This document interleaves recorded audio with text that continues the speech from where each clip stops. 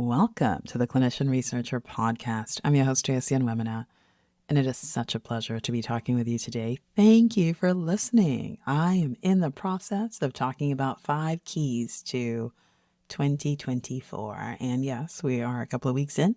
And even if you feel like your 2024 is already set and you don't need keys anymore for 2024, these will help you for your life as well. And today we're talking about action. Oh, action is so important. In fact, as clinicians, we don't need to be told that action is important. We've only ever taken action. We're always taking action. But one of the stories I share about my action taking is that I'm a massive action taker, and sometimes I take action in the wrong direction.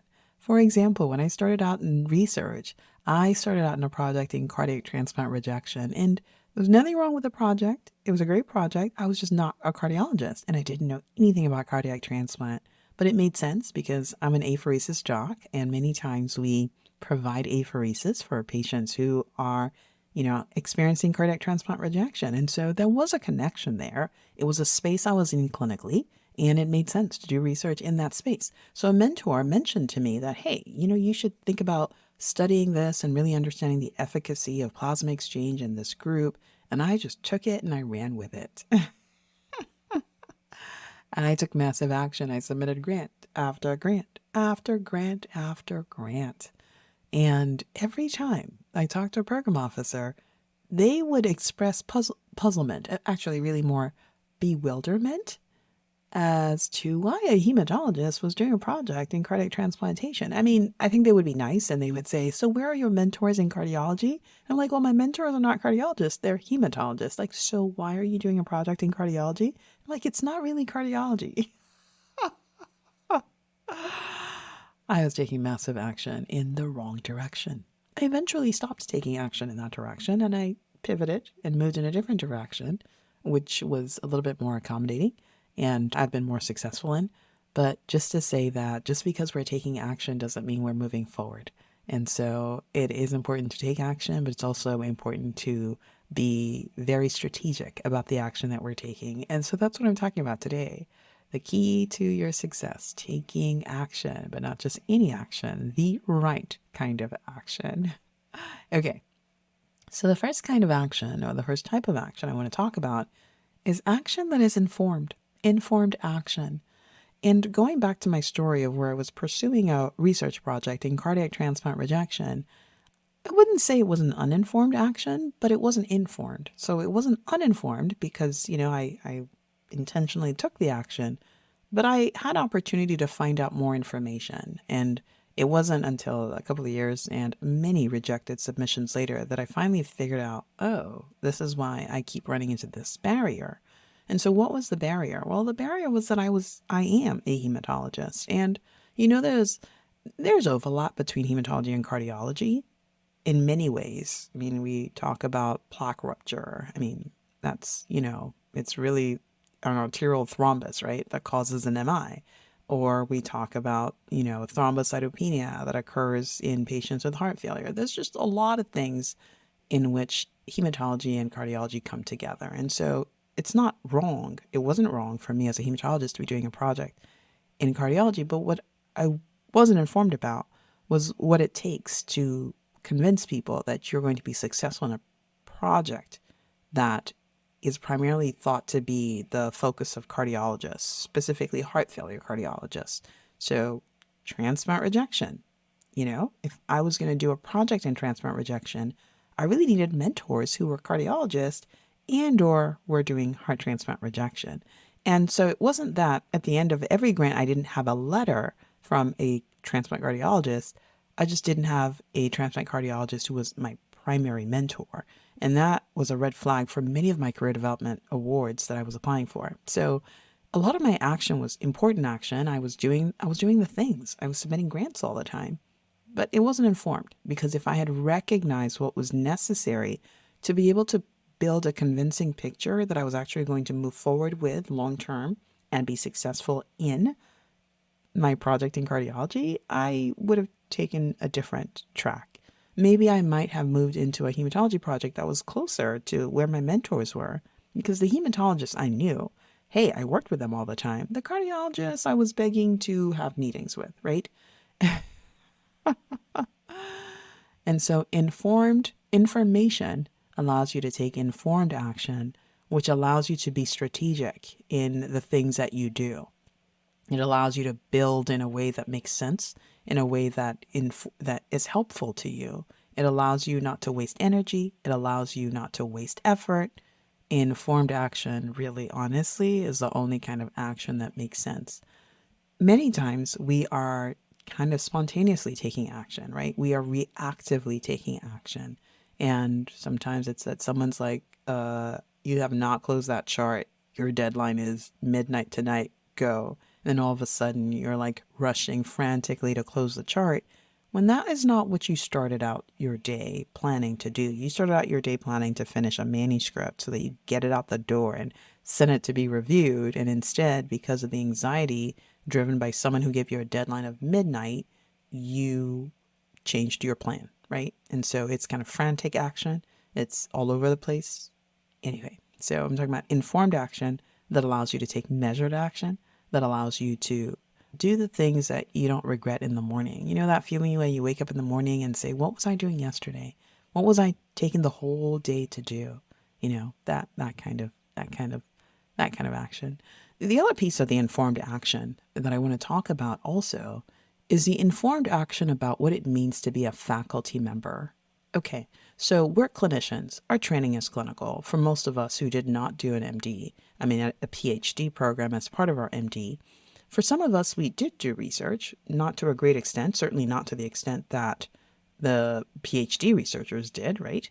But for many of us, we've done a little bit of research, but not that much, right? So we've done a lot more clinical training than we've done anything. So when we come into faculty positions and we're like, I want to lead a research program, what we don't have is information about what it really takes to successfully lead a research program and what is necessary in terms of differentiating from being a clinician and being a researcher. And that's important because information allows you to recognize the limitations of continuing to drive your clinical program significantly while also trying to build a research program.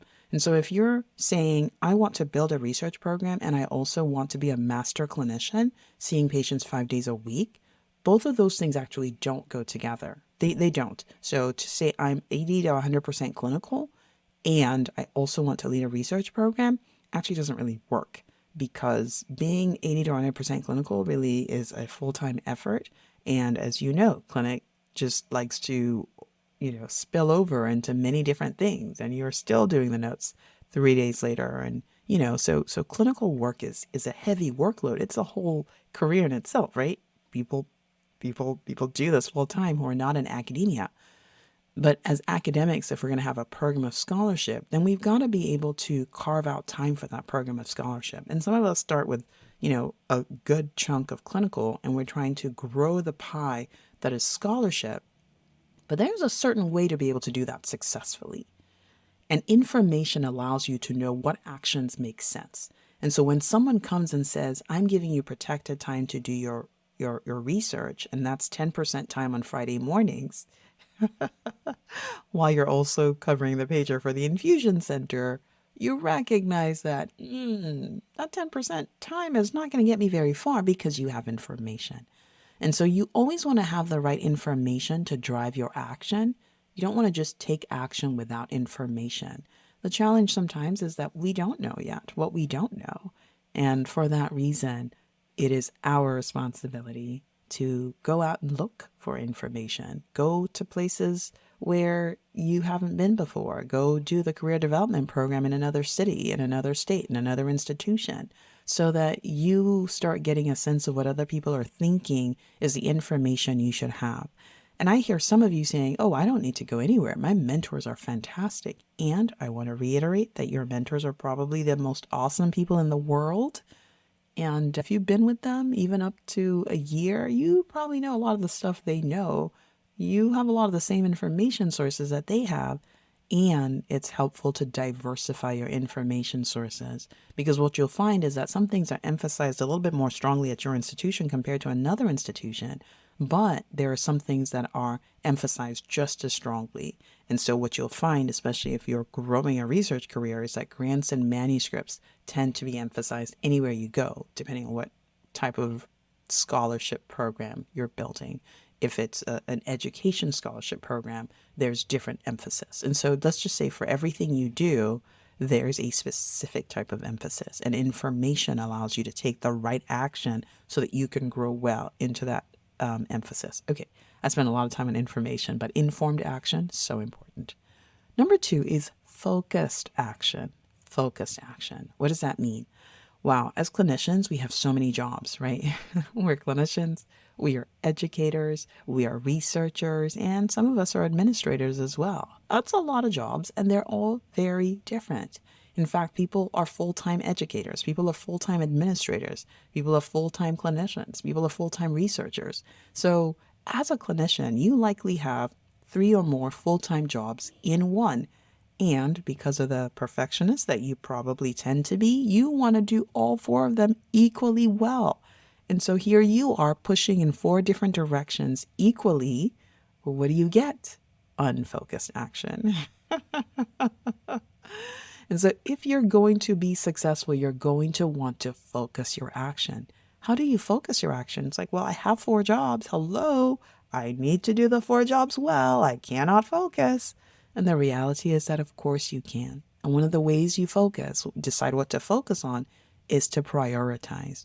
You choose the one that is the most important, that moves you forward the fastest, that is most significant to you, the one that people value the most and that you value the most when those overlap, and you focus on those things first. And everything else you do well enough, but maybe not perfectly, like you are working to do the thing that is most important.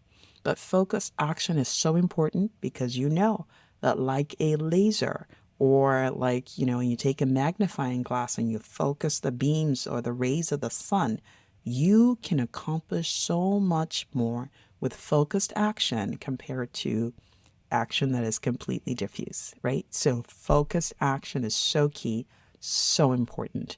And so I invite you to think about your activities, all your jobs, because if you're listening to me, you have more than one job for sure. And, we haven't even talked about the jobs you have outside of your career. Say you're a parent, or you're a caretaker for your elderly parents, or maybe you really do have a second job outside of medicine. I don't know. You have many jobs, and it's about focused action. And it's also about focused action while you're at work. So one of the things that's interesting, I'll talk about my story. I love to talk to people. I really do. I'm always talking to people. And so I have work to do, but I would prefer to just spend time in the hallway with you, talking to you and asking about your mom and your dad and your sibling and how I love all that stuff, right? And what I'm saying is that focus action tells me that I'm at work to work, and we can catch up at the coffee shop later. But right now I'm at work to work. And so how do I take this time and make it count? Or for example, I'm in clinic. I get into trouble with this also in the clinic setting, where instead of churning out the notes, I'm like, I prefer to talk to you, please. I don't want to write a note right now. I'll do the notes later. Focused action would say, while in clinic, let's do all the things that pertain to clinic so I can try to fit them in to the best of my ability right now. And that is some of the focused action that really allows you to move a mountain of work forward faster and, intentionally as well. So focused action is key to moving forward. All right. The next type of action I'm talking about is sustained action. Okay. So for this one, I'm going to use the example of writing. All right. I don't know about you, but I used to be, actually, I'm still a recovering binge writer. What's a binge writer? A binge writer is somebody who wakes up one day, finds 8 hours, and then spends the whole time writing. And usually there is no one day where you wake up and find 8 hours. So don't judge me. I was a binge writer who would write in the middle of the night and be like, well, there's 8 hours of sleep. I'm throwing it out the window and I'm converting it to my writing time. And I would just hustle and get that writing done.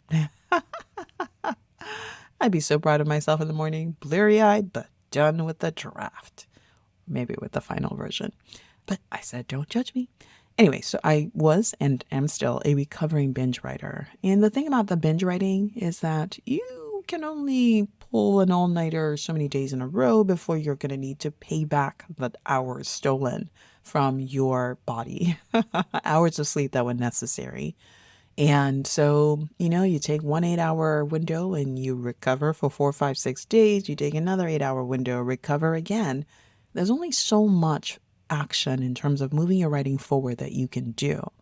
Now, if you take sustained writing action where you're writing for at least 30 minutes a day, maybe more if you can fit it into your schedule, it means, hey, 8 days later, you've completed those 8 hours and you're not looking for more sleep, right? 8 days later, well, I guess if you're doing 8 hours of writing, you get to 8 hours.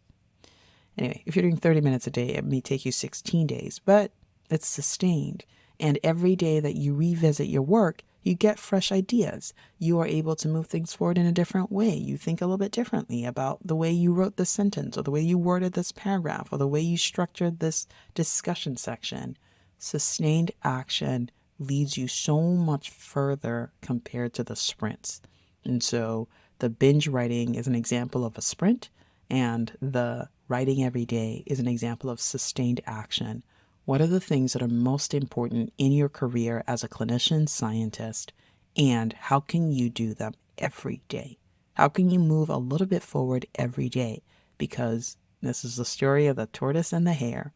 Even though the hare can leap and jump, the hare gets tired because it's expending all this energy. And the tortoise, the turtle, or the tortoise, it's the tortoise, is moving slowly and carefully and steadily, doesn't get tired, doesn't need to take a nap, can just keep going until the end. And that's the gift that sustained action gives you. Number 4 is repeated action. And that is action that you repeat over and over. Now, okay, so repeated action maybe sounds like sustained action, but what I'm saying is you do this thing and then you do it again. And then you do it again, and then you do it again. Okay. And that's just not saying, look, I wrote yesterday. I've done well. I've done my good deed for the day. I've done my good deed for the week. I've done my good deed for the month. You recognize that if you're going to be successful, especially as someone who's building a scholarly program of research, there are going to be some things that you are always doing, right? You're always making offers for grants, for grant money. You're always submitting proposals. And by always, I don't mean every day, but I mean you're always thinking, what's my next grant? What is it going to be about? What's my next resubmission? So it's something that you do again and again and again and again. Sometimes I hear people say that the reward for winning a grant is writing another one. And that, I would say, is the talk of someone who doesn't understand what grant writing can do for you and what grant writing can do to enhance and accelerate your program.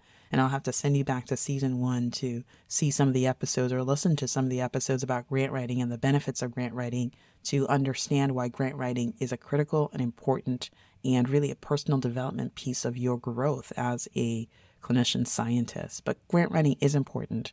And it's not the thing you do and say, well, I submitted 3 grants last year. What do you mean I need to write another grant?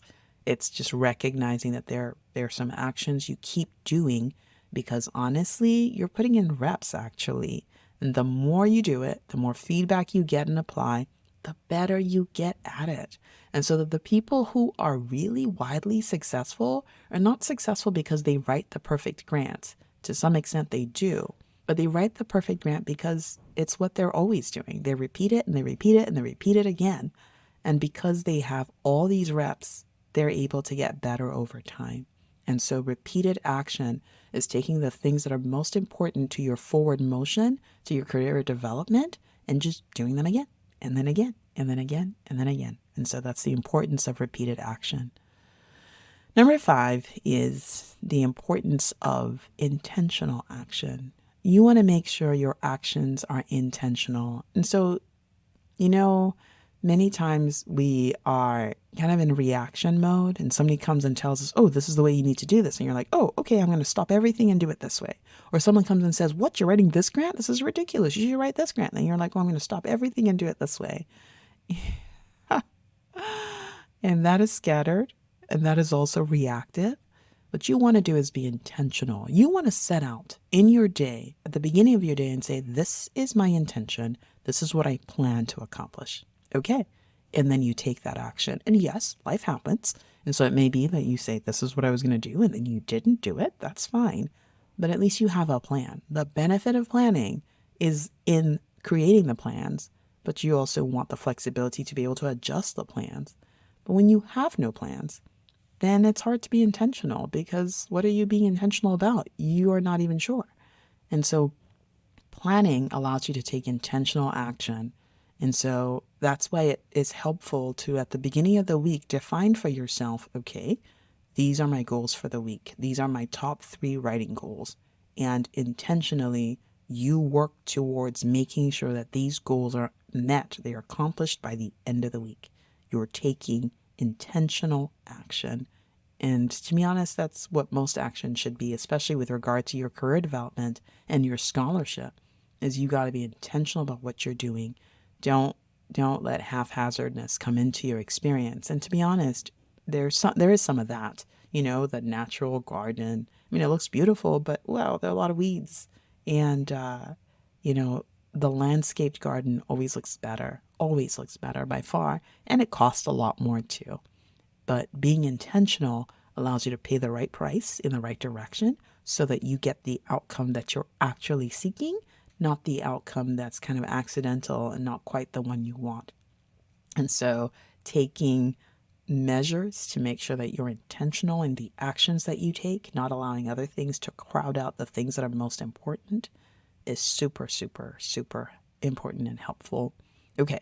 So those are the 5 things that I am sharing with you today about action. Number 1 is informed action. Number 2 is focused action. Number 3 is sustained action. Number 4 is repeated action. Number 5, intentional action. And those are the 5 things that I'm talking to you about today. As always, I want you to share this episode with someone. And I also want to invite you, if you are looking for a coach, if you are looking to work with a coach so that you can really clarify your scholarship and career goals and move forward in a way that's sustained and move forward in a way that benefits you, definitely reach out to me. I still have group coaching slots available. Send me a direct message on LinkedIn or Facebook or Instagram, or even better still, go to our website, coagcoach.com. That's our coaching website, and sign up for a coaching consultation call so we can talk about what you need and how I may best serve you. It's been a pleasure talking with you today. I look forward to talking with you again the next time.